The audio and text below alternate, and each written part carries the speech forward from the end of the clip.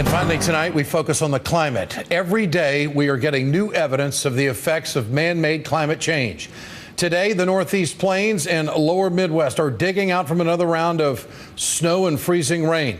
This storm brings Massachusetts up to a snow total of a record 104 inches this season. It is so cold, even salt water is freezing. Take a look at these photos of slush and ice waves washing up on Nantucket. Even Niagara Falls transformed into a wall of ice this month. And on the other end of the climate spectrum, the West is bracing for more record-breaking drought. And now scientists are finding more evidence of melting polar caps in Antarctica. NASA says the melt adds up to 130 billion tons of ice per year for the past decade. Scientists called it ground zero for climate change. They warn this will reshape the Earth as we know it. Although the chair of the Senate Environment and Public Works Committee is not convinced. I asked the chair, you know what this is? It's a snowball. Antarctica is melting. I'm reminiscent with the snow on the ground. NASA says the ice melt could push sea levels up by 10 feet. You can believe NASA and you can believe what their satellites measure on the planet, or you can believe the senator with the snowball. The hysteria on global warming. NASA's pretty capable. They're driving a rover around on Mars right now. These are folks who know a little bit of what they're talking about. It's a snowball. Most Americans think combating climate change is a moral obligation. Safeguard creation, because if we destroy creation, creation will destroy us. It's not a liberal issue, but it's all a people issue. It's a God issue. Catch this. Many Americans believe Florida will be ground zero for climate change, affected first. Our next series here on The Ed Show will be titled Florida, the Front Line on Climate Change. That's why I'm traveling down to the Sunshine State, and we'll have that series for you in the next couple of weeks. There is a governor there who isn't even willing to acknowledge it. Rising sea levels could change the coast as we know it. Joining me tonight, Congressman Grijalva. Congressman, good to have you with us tonight. Thank you, Ed. The poll that is out there showing about and talking about the moral obligation, what is going to move people in Congress where we would actually do something? What kind of poll do we need? How much more information does NASA have to give us at this point? Well, NASA, the Pentagon can give us tremendous information on what climate change is going to do to the national defense of this issue, which is yet to be heard in Congress and in front of committees that deal with Pentagon and armed forces.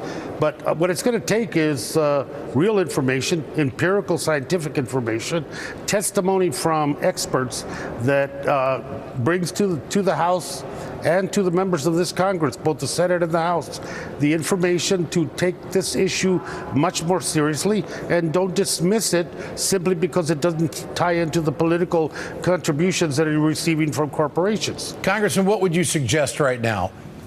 I'm not a scientist. So when I sit at a hearing in the Natural Resources Committee, the scientists that are providing testimony, I believe it to be empirical. I believe it to be correct.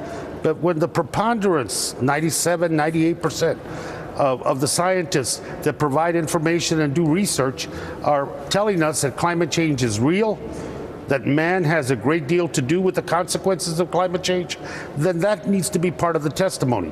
You know, our effort to try to get a disclosure is not an effort to try to stymie research or empirical information. It's an effort to try to get testimony that is not tainted by any other aspect. Who funded it, who didn't fund it. And I think that us asking for empirical, fact-based science is not trying to stop research. Research can be done. If the Koch brothers or Exxon want to fund their research, fine. Just disclose that that's who's funding it. And so the American people can make their own decisions. Congressman, the old saying in the Midwest is when the locusts come, they eat everything. When a drought comes, it eats everything away at the economy. And the western portion of the United States is seeing things they haven't seen for decades. How much of a strain is this going to be on the economy when we're even fighting in Congress over defending the country on the Department of Homeland Security? I mean, what hope do we have that we're going to be there to alleviate the strains of going through these weather extremes?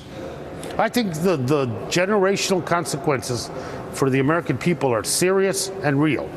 I'm from the Southwest, the arid Southwest, more arid than it's ever been before.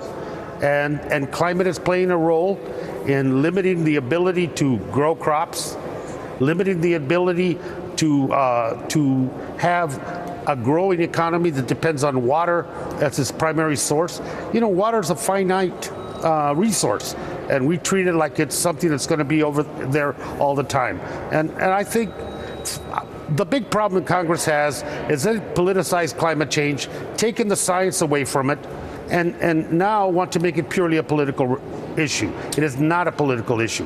It is an issue about the consequences that the next two generations is going to have in this country. And dire predictions are not out of the realm. Yeah. Congressman Raul Grijalva, always good to have you with us on the Ed Show. Thanks so much. I would hope that the Thank you, Ed. I appreciate it. You bet. Yes, sir. And of course, I would hope that the right wing's analysis would go much further than a snowball, but apparently it doesn't. That's the Ed Show. I'm Ed Schultz, Politics Station, with Reverend Al Sharpton starts right now. Good evening.